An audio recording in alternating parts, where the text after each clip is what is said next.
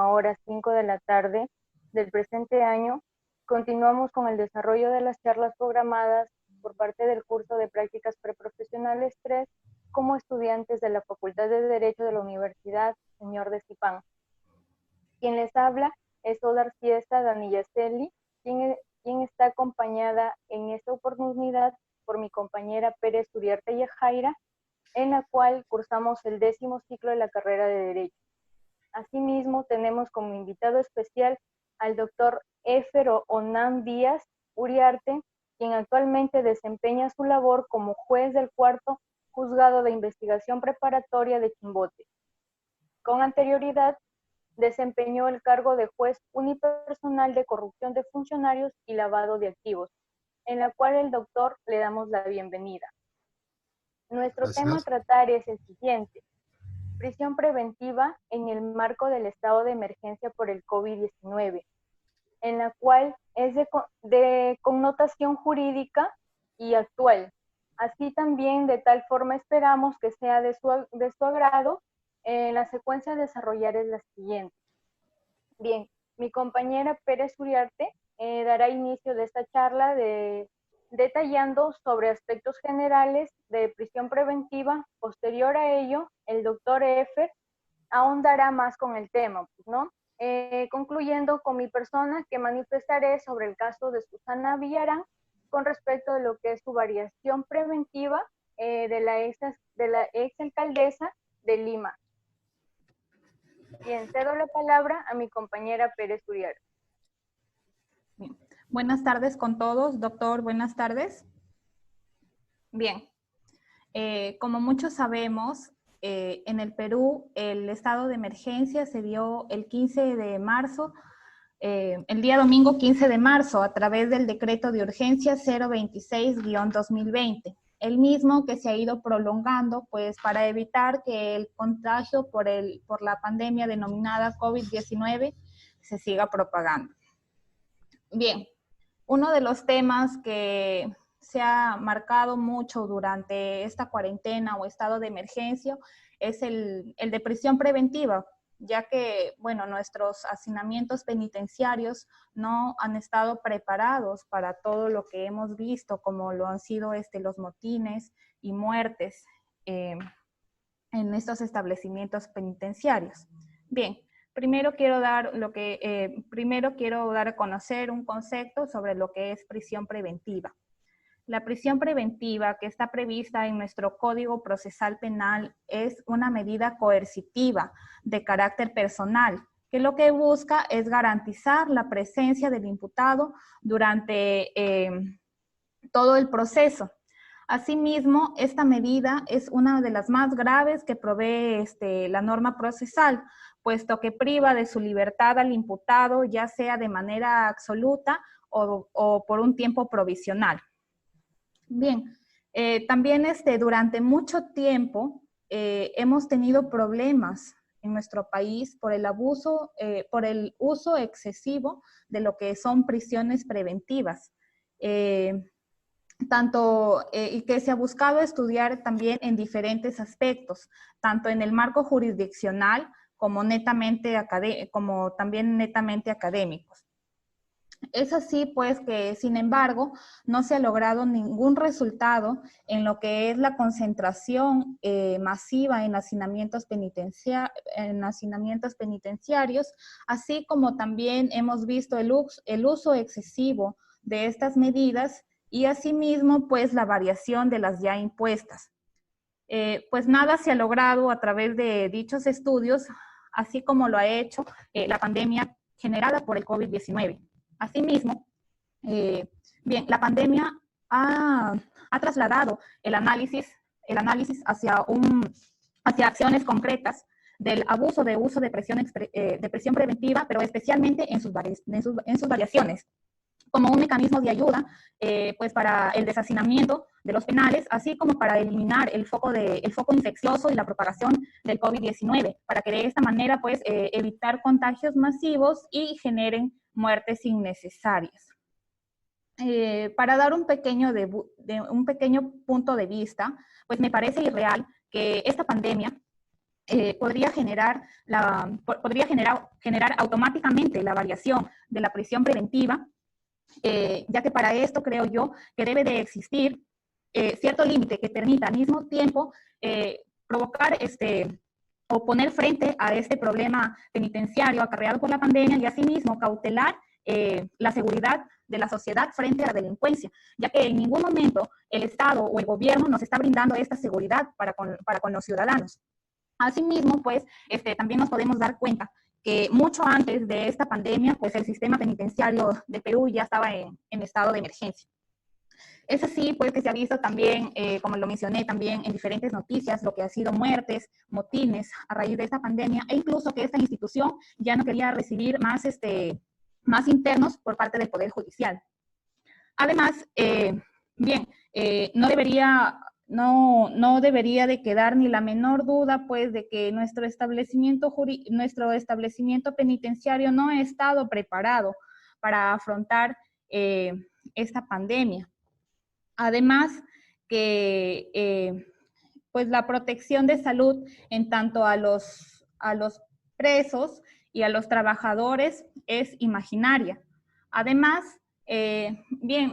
asimismo la infraestructura de estos hacinamientos penitenciarios, pues casi a nivel nacional están también en estado de emergencia, lo cual, esto lo digo no como una apreciación, sino como algo que ya está marcado o reconocido legalmente.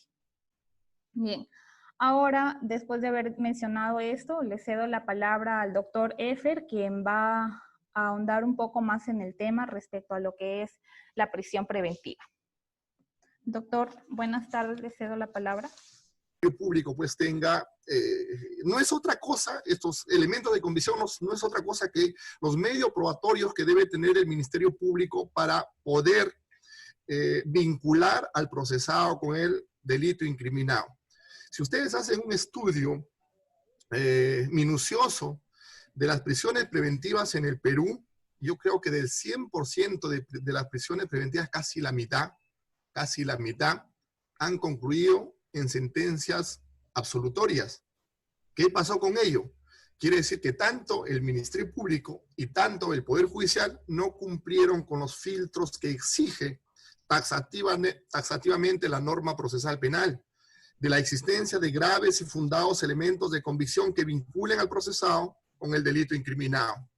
Una persona, y esto es gravísimo, porque la secuela del encierro que deja pues a un procesado, imagínense, para que después de dos años o 3 años termine después en absolución, y ese tiempo que el procesado se encuentra en el centro penitenciario con las características de nuestro sistema penitenciario que ya lo definió Yajaira, ¿quién lo devuelve? ¿Quién lo indemniza?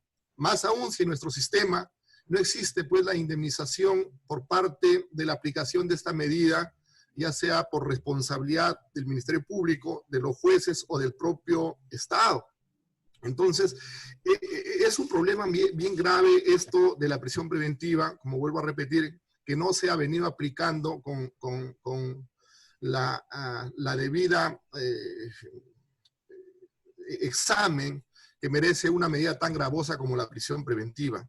Y es más, lo más grave también, que nuestro sistema es tan endeble que muchas veces los magistrados, sobre todo los jueces, se dejan llevar por la presión mediática. Ya lo dijo un jurista que acá en el Perú, un titular hace una resolución. ¿Qué quiere decir? Si una persona que está sometido al ámbito jurisdiccional, si el que se filtró en los medios de comunicación los encargados de diseñar la resolución judicial. Y se ha visto en muchos casos que los jueces muchas veces dictan estas medidas a petición o de la colectividad o de la audiencia. Esto es en la opinión de muchas veces periodistas legos que no conocen ni siquiera cómo funciona el sistema procesal. ¿Y qué es lo que ha generado esta pandemia, que de una u otra manera se puede decir ha sido un poco beneficioso para esas personas que se encuentran con esta medida cautelar grave, como es la prisión preventiva. A raíz de la emisión de la resolución emitida por la Corte Interamericana de Derechos Humanos, la resolución número 120, que señala COVID versus derechos humanos, exige a todos los estados adoptar las medidas correspondientes para revisar aún de oficio todas estas medidas dictadas de prisión preventiva, aún de oficio, pese a que nuestra norma procesal penal, también hay en el artículo 155, si no me equivoco, también faculta al juez de oficio revisar estas medidas coercitivas tan gravosas cuando las circunstancias hayan cambiado a las que se tomaron en cuenta para dictar esta medida más gravosa. Pero sin embargo, también si ustedes como estudiantes revisan, y es más, en el Distrito Judicial de Lambayeque pueden tener acceso ustedes a este tipo de información, a ver cuántos jueces que dictaron esta medida de prisión preventiva han tenido esa acuciosidad de poder revisar de oficio una medida coercitiva de prisión preventiva. Les apuesto que por más que investiguen, no van a encontrar un solo caso donde un juez de oficio hubiera revisado esta medida gravosa que ha sido dictada. El juez dictaba la medida de prisión preventiva y luego se olvidaba. Y eso es responsabilidad inherente también al magistrado que dicta esta medida tan gravosa. Mire, tenemos el sistema, el mecanismo legal, ya en nuestro sistema procesal, el artículo 155, si no me equivoco, sí, artículo 155, inciso 2, donde establece que el juez de oficio podía revisar estas medidas gravosas. Sin embargo, ningún juez lo ha realizado.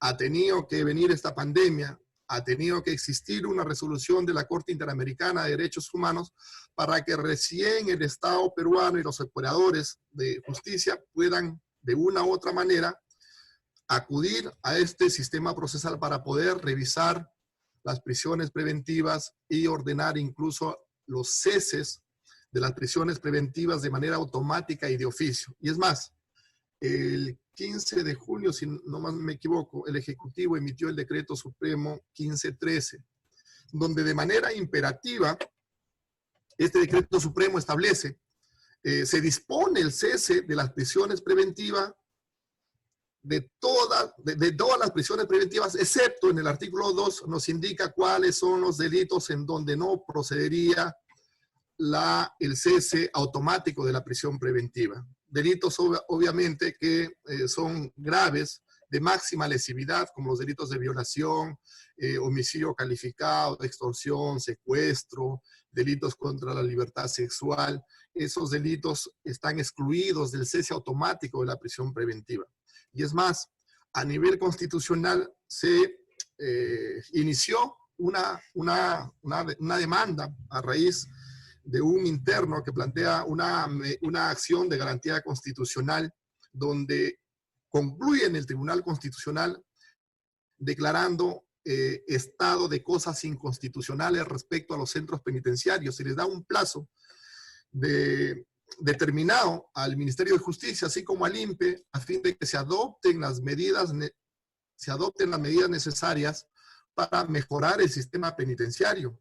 También ya lo indicó Yajaira muy bien en su alocución, indicando pues que tenemos un sistema penitenciario totalmente hacinado, y más aún con esta pandemia, con las recomendaciones de la Organización Mundial de Salud, donde se establecen ciertos criterios para mantener o para salvaguardar el contagio al menos. Imagínense, en un centro penitenciario es un caldo de cultivo del COVID-19, y es más, hay ya en algunos centros penitenciarios incluso que hemos tenido muertes que lamentar, no solamente de los internos, sino de los mismos empleados del Instituto Nacional Penitenciario. Por eso es que, con carácter de urgente, esta norma, el Decreto Supremo 1513, emitida por el Ejecutivo, que se está implementando en todas las cortes a nivel nacional, incluso mi persona, en la Corte Superior de Justicia del Santa, ha sido designado juez penitenciario de emergencia. Y ya nos ha enviado el INPE la relación, un promedio de 650 personas que se encuentran con esta medida coercitiva de prisión preventiva. Imagínense, 650 personas que pueden ser beneficiadas con este decreto supremo del cese automático de la prisión preventiva. Automático, entre comillas, puesto que el juez tiene la facultad de evaluar la procedencia o improcedencia, obviamente, de esta medida coercitiva.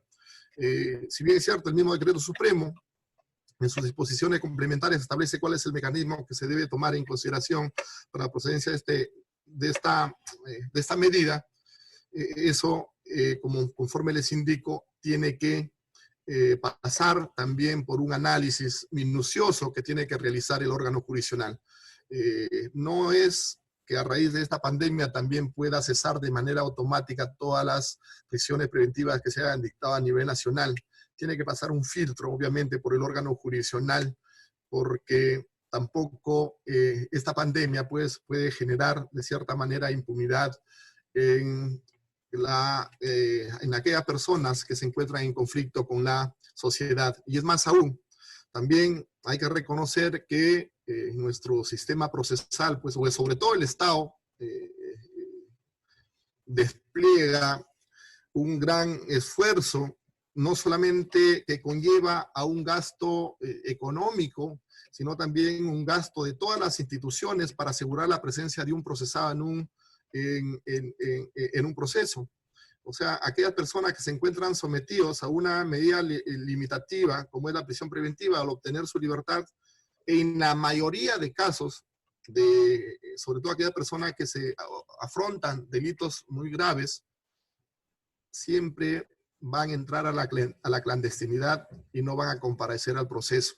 Y para el inicio del juicio, ustedes saben también que nuestro sistema procesal penal exige la presencia del imputado. Por eso es que el Estado despliega todo esfuerzo para poder nuevamente encontrar a ese sujeto que pasó a la clandestinidad. Por eso es que la finalidad de la prisión preventiva, como ya lo dijeron, es asegurar la presencia del imputado en el proceso. Eso es el efecto inmediato de la prisión preventiva. Pero también el otro efecto implícito es asegurar también el cumplimiento de una pena. Imagínense, por sentido común o por máximas de la experiencia, una persona pues que afronta una pena tan grave de más de 15, 20 o cadena perpetua, es obvio que no se va a poner a disposición de los órganos jurisdiccionales, es obvio que va a entrar a la clandestinidad, y vuelvo a decir, el Estado gasta un montón de recursos, tanto económicos como logísticos, para poder poner a disposición de un procesado ante el órgano jurisdiccional. Por eso es que, de cierta medida, también resulta muy importante la aplicación de esta medida limitativa de la prisión preventiva.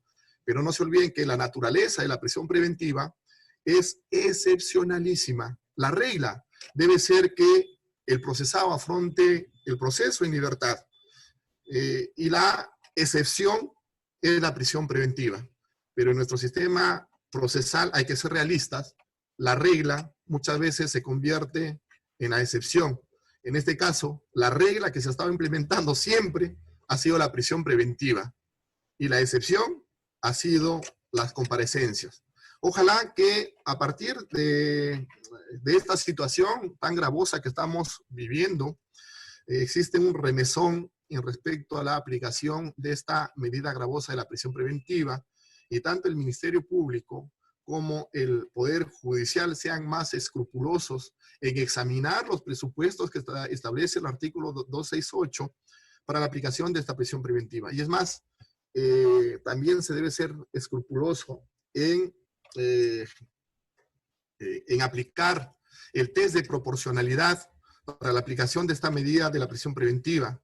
Eso quiere decir que el juez debe verificar si la medida de la prisión preventiva es útil, si no existe otra medida que genere los mismos efectos que la prisión preventiva, y exista pues proporcionalidad respecto a esta medida aplicarse en determinadas circunstancias.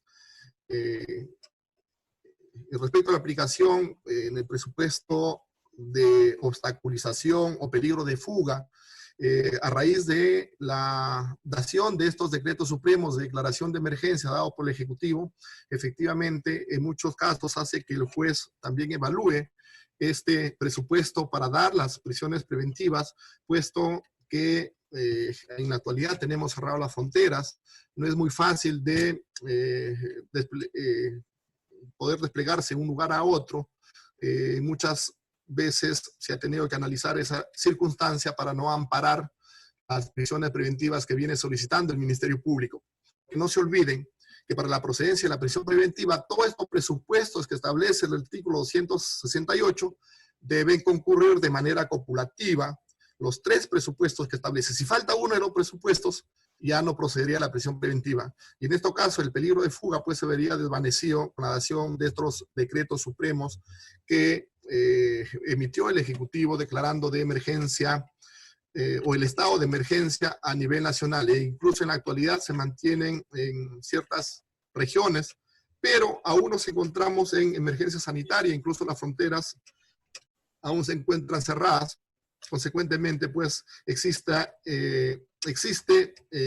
la posibilidad de que este presupuesto en la actualidad no tiene mucha contundencia en el fundamento que realiza el Ministerio Público, salvo pues que algunos fiscales todavía sí, de manera se puede decir muy lega, o con argumentos pocos jurídicos, están utilizando que incluso un integrante de un programa televisivo ha podido pasar a México y cuanto menos será un delincuente.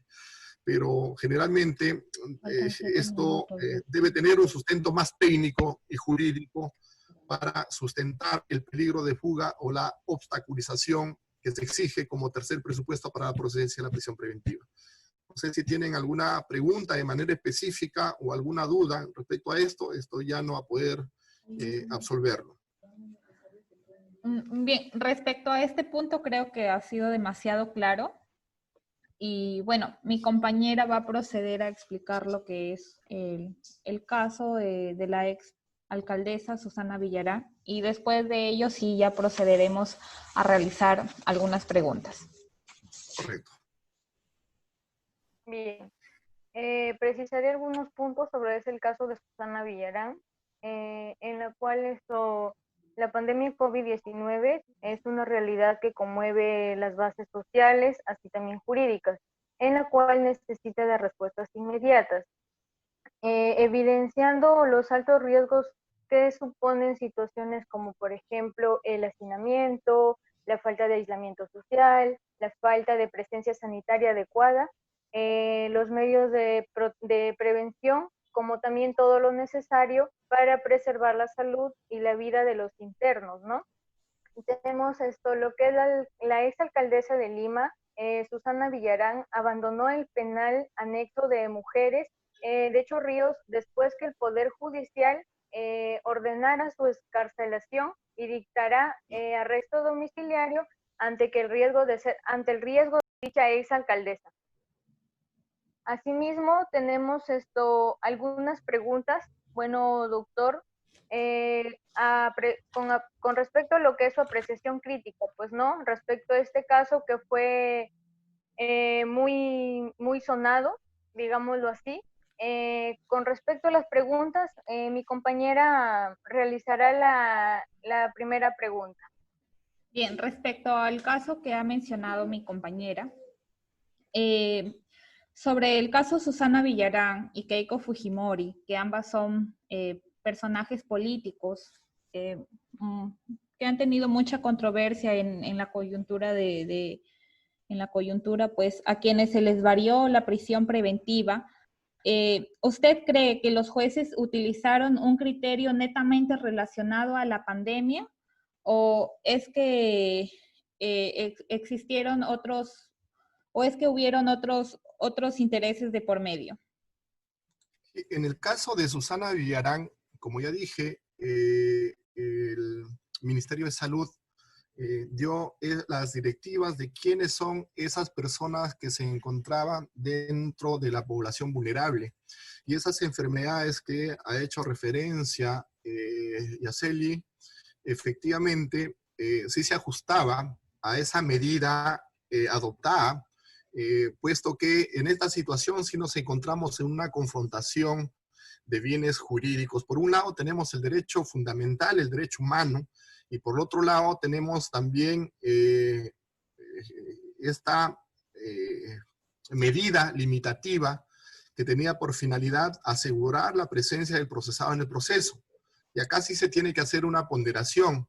Y ante esa ponderación de colisión de derechos, está el derecho fundamental, vuelvo a decir, el derecho a la vida, el derecho a la salud, y se encuentra, pues, por otro lado, la necesidad de que la procesada comparezca a los órganos jurisdiccionales. Obviamente va a prevalecer la garantía constitucional de protección a los derechos fundamentales.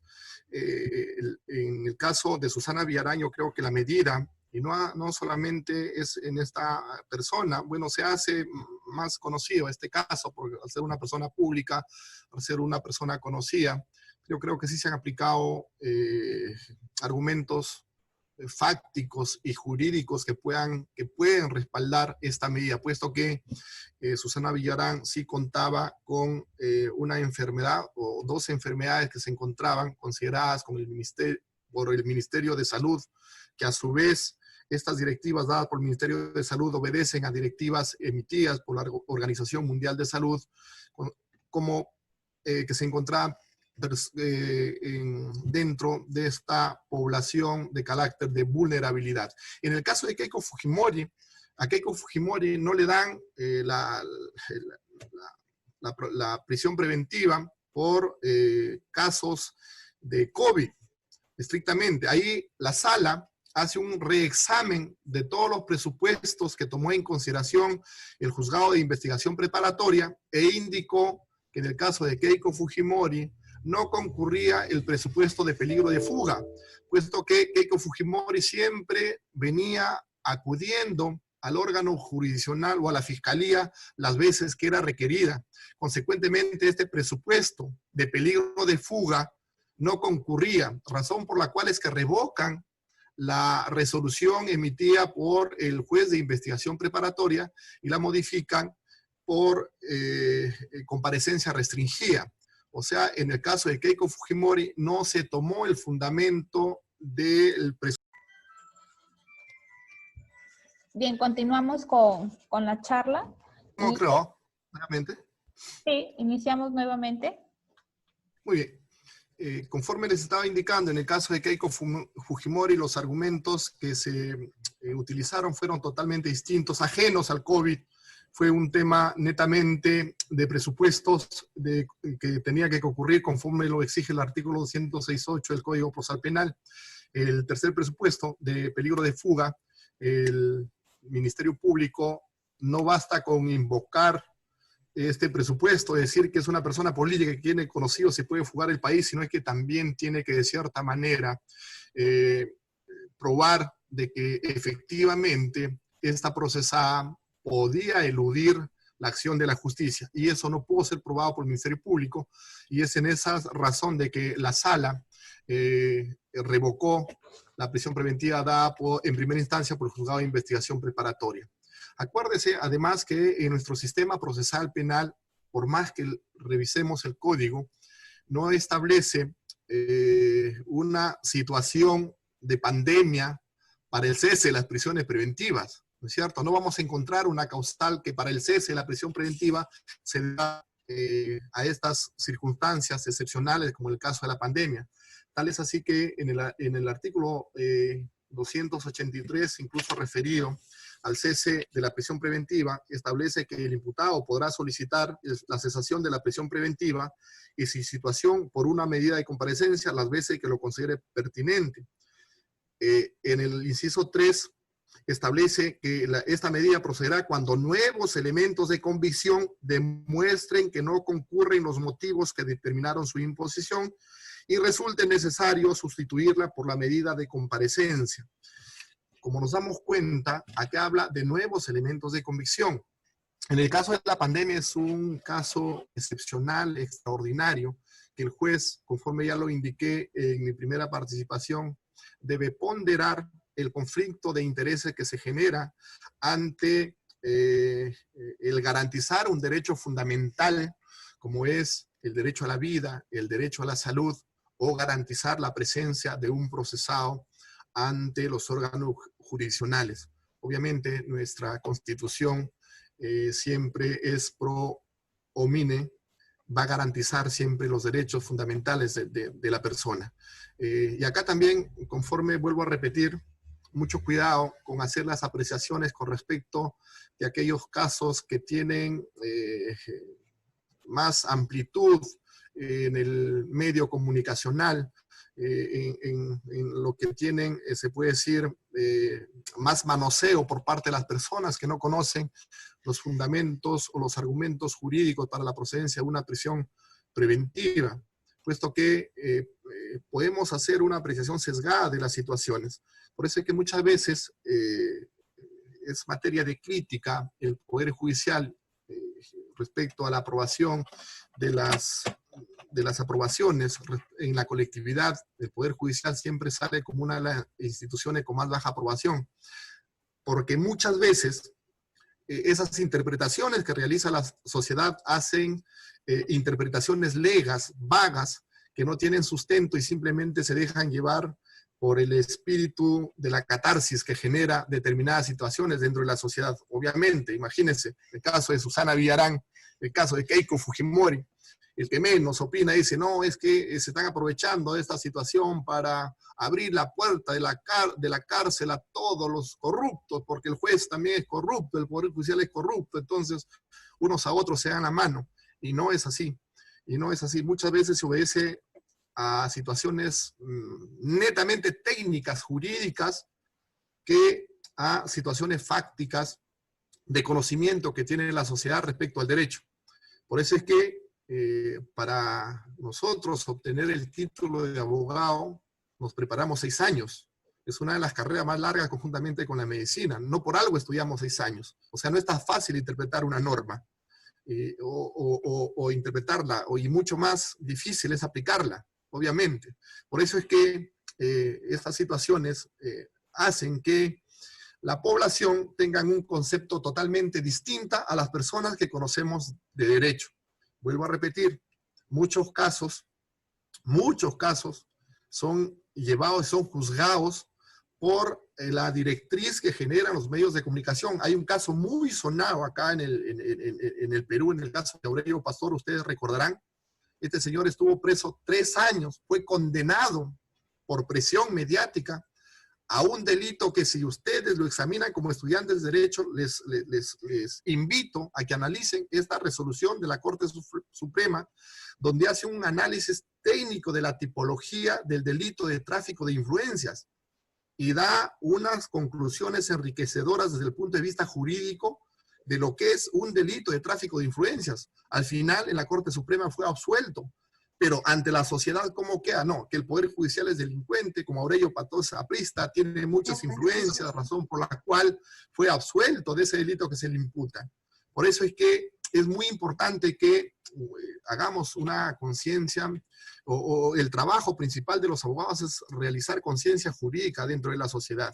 Y este tipo de debate, como lo realizan ustedes, por ejemplo, es enriquecedora para ustedes como estudiantes, y para cualquier persona se puede decir que se desempeña dentro de una sociedad civilizada como la nuestra, y no generar suspicacias como las apreciaciones que se vienen realizando respecto a las resoluciones que se emiten en el Poder Judicial respecto a situaciones que muchas veces son consideradas como mediáticos y procesos de bandera que se ventilan dentro del Poder Judicial, sobre todo de personas pues, que están involucradas en el ámbito político, y estas son las que más tienen resonancia dentro de nuestra sociedad. Bien. ¿Alguna otra pregunta? Sí, muy clara tu respuesta, y eso también, como lo mencionas, quizás la prensa o los medios lo toman de esa manera, pero sin embargo no toman en cuenta el trabajo que realiza el Poder Judicial o las entidades encargadas para ver este tipo de temas. Bien, como una última pregunta, ¿quiénes pueden tener la prioridad para salir en libertad durante este estado de emergencia. Y asimismo, ¿cuáles son los procedimientos que deben de seguir estas personas? Muy bien. Como ya lo indiqué, en este estado de pandemia que nos encontramos, la prioridad son obviamente aquellas personas que se encuentran dentro del ámbito de vulnerabilidad que han sido señaladas por el Ministerio de Salud, que a su vez obedece a las directrices emitidas por el órgano mundial o por la OMS.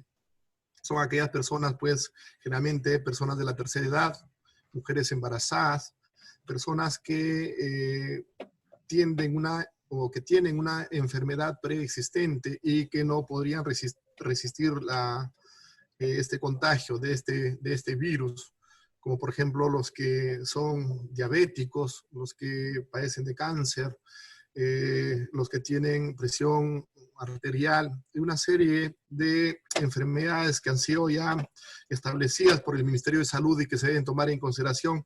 Ellas son en primer lugar aquellas personas que tienen la prioridad para poder examinar incluso de oficio respecto a los ceses de las prisiones preventivas que se han venido dictando a lo largo y ancho del Estado peruano.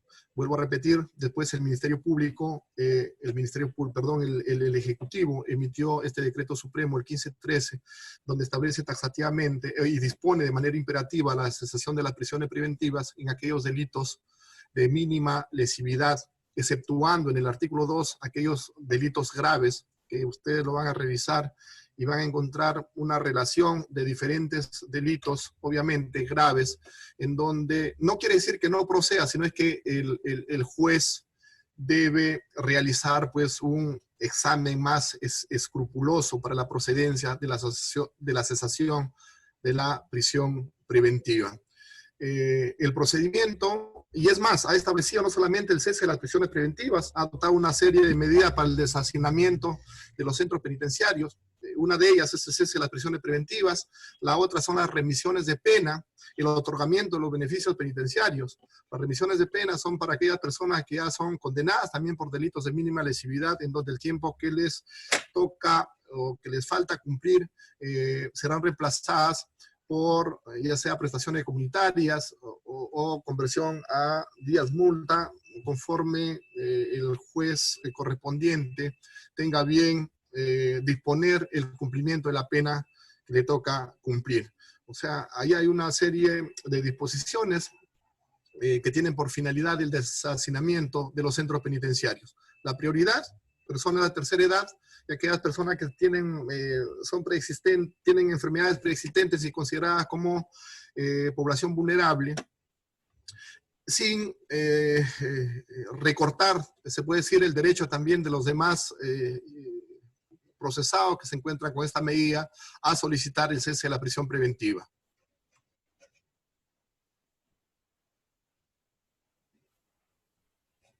No hay audio. ¿Tu audio?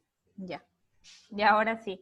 Bien, ante estas variaciones que hemos visto en estos últimos días, pues esperamos que también el gobierno central actúe brindando también garantías hacia la sociedad, porque no sabemos pues lo que puede pasar o cómo es que pueden actuar estas personas que saldrán en libertad.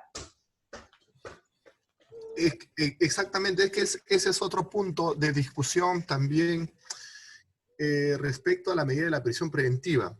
Muchas veces se realiza un análisis ampliado de la prisión preventiva, o sea, de manera inconsciente tomamos a la prisión preventiva como una medida de protección ante la sociedad, ¿no es cierto? O sea, siempre decimos, esta persona es tan delincuente que merece estar encerrado. O sea, obviamente cometió un delito grave y por más que no se cumple el presupuesto, por ejemplo, de que pueda obstaculizar o pueda huir del sistema jurisdiccional, pero obviamente con ese ánimo de protección a la sociedad, el juez muchas veces, de manera subjetiva, realiza esa apreciación de la gravedad del delito y obviamente le va a conceder la prisión preventiva. O sea, miren cómo influye ¿no es cierto?, la apreciación subjetiva de un determinado caso.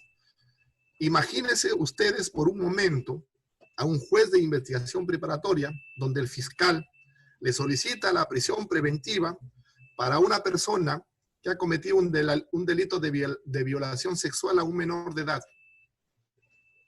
Por más que pueda acreditar que se va a someter al proceso, que tiene arraigo de calidad, como se ha establecido en sendas resoluciones, y el mismo Código Procesal Penal establece que para la procedencia de la prisión preventiva el juez debe analizar el arraigo. Arraigo de calidad se llama que tengo una casa, que tengo un trabajo, que tengo una familia, etcétera, etcétera. Por más que pueda acreditar este procesado que cumple con este presupuesto, el juez de investigación preparatoria le va a dar la prisión preventiva. O sea, por eso es que justamente el otro, se puede decir, la otra finalidad implícita que no ha sido plasmada en el código, pero que se aplica de manera subjetiva por los órganos jurisdiccionales, la prisión preventiva es utilizada también como mecanismo de protección a la sociedad de aquellas personas que delinquen. O sea, y eso es una realidad que no lo podemos negar, y es una inferencia que me pasa a mí, que le pasa a cualquier juez cuando analiza un requerimiento de prisión preventiva, la gravedad del delito imputado, ¿no es cierto? O sea, cumpliría el primer presupuesto, pero como le repito, si el procesado, por más que acredite la calidad del arraigo, por más que no se pueda acreditar de que no va a eludir a la acción de la justicia, siempre el juez le va a dictar la prisión preventiva. ¿Por qué? Porque implícitamente en la psiquis el magistrado también y de la colectividad está que otra de las finalidades de la prisión preventiva es la protección a la sociedad de estas personas que delinquen. Lamentablemente es así. Así es. También, bueno, podría decirse que también el ordenamiento jurídico, en este caso el Código Procesal Penal, no establece en ninguna de las partes o no ha consignado de forma expresa ningún supuesto referido a lo que es el estado de emergencia, lo que está pasando ahora, o excepciones de catástrofes o cualquier otro tipo de calamidades. Exacto. Por eso yo les indiqué también en mi intervención que no existe un supuesto para procedencia del cese de prisión preventiva, este tipo de circunstancia que usted muy bien lo ha detallado. Incluso no existe una contemplación de nuestra norma a aquellas personas que vienen padeciendo pues enfermedades graves, ¿no es cierto? Hay personas que están con prisión preventiva y tienen una enfermedad grave. Hay gente que ha muerto incluso con prisiones preventivas dentro de nuestro sistema jurisdiccional, pero no, como bien lo ha indicado, no contempla este tipo de situaciones o este tipo de presupuestos. Estoy seguro que a raíz de esta situación que estamos viviendo se debe incorporar este tipo de situaciones y que debe ser analizada para procedencia de la prisión preventiva. Yo creo que ustedes como estudiantes deben hacer este tipo de aportes, porque en realidad esto compete a toda la comunidad jurídica, mejorar nuestro sistema procesal. Sí, así es. Bien, bueno, esto ha sido todo en cuanto a las preguntas. Vamos a proceder a dar algunas conclusiones respecto al tema referente a la prisión preventiva. Bien, como vemos, pues, nuestro sistema penitenciario no ha estado preparado para acarrear, pues, con lo que ha sucedido con el estado de emergencia. Esperamos que el gobierno central actúe ya, porque creo que ya han habido muertes, motines, días anteriores, y esperamos que actúen y que actúen como debe de ser, ¿no? Y también ellos, a pesar de que muchos son delincuentes, pues también merecen ellos una seguridad en cuanto a su salud, porque, bueno, esta enfermedad está causando daño a todos. Bien, ¿algo más que quiera agregar mi compañera? Bueno, sí, culminando con la charla, pues llegamos a la conclusión sobre lo que es el concepto de la prisión preventiva. Bueno, de que la prisión preventiva es una medida coercitiva de carácter personal, pues, que se dicta de manera excepcional únicamente para garantizar la presencia del imputado. Bien. Doctor Efer, le agradecemos su tiempo y muchas gracias por todo el conocimiento que nos ha brindado el día de hoy. Ha sido una charla muy amena y muy interesante. Y de igual manera agradecer a todos los que han participado en esta charla. Muy bien, estoy a su disposición. En realidad, como le digo, es enriquecedora pues realizar este tipo de conversaciones. Y es más, ustedes como estudiantes de Derecho son los, utilizando el término jurídico, son los llamados por ley a poder cambiar la realidad de nuestro sistema. Pues estamos todavía ciernes, estamos aún en una democracia en pañales, como se dice, y el sistema judicial es una de las garantías que sostienen a un Estado de Derecho. Y las prisiones preventivas creo que han sido utilizadas de manera discriminada en nuestro sistema penal peruano. Somos uno de los países, creo que aplicamos más prisiones preventivas que en cualquier otro país del mundo. Y esto debe cambiar, en realidad, no por más que existan pues personas consideradas escorias dentro de la sociedad, pero no se olviden que también son sujetos que se encuentran imbuidos de derechos fundamentales que un Estado civilizado debe garantizar, y el juzgamiento de estas personas deben hacerse en un Estado de Derecho, respetando las garantías constitucionales, el derecho de defensa, el derecho al debido proceso, el derecho a ser juzgado dentro de un plazo razonable. Esto debe cambiar. Yo creo que si se cumplirían con estas situaciones que le estoy indicando, con estas recomendaciones, ni siquiera serían necesarias las prisiones preventivas. Si se emitirían las sentencias o si se iniciarían los juicios, o si una persona fuera procesado dentro de un plazo razonable, no tendría razón de ser una prisión preventiva. Ojalá que más adelante pues hagan modificaciones para el bien de nuestra sociedad y para el bien de todos. Muchísimas gracias, estoy a su disposición siempre. Muchas gracias a usted, doctor. Muchas gracias, doctor. Muy bien, a cuidarse. Igual. Igualmente. Gracias, muchas gracias a todos. Hasta luego. Hasta luego.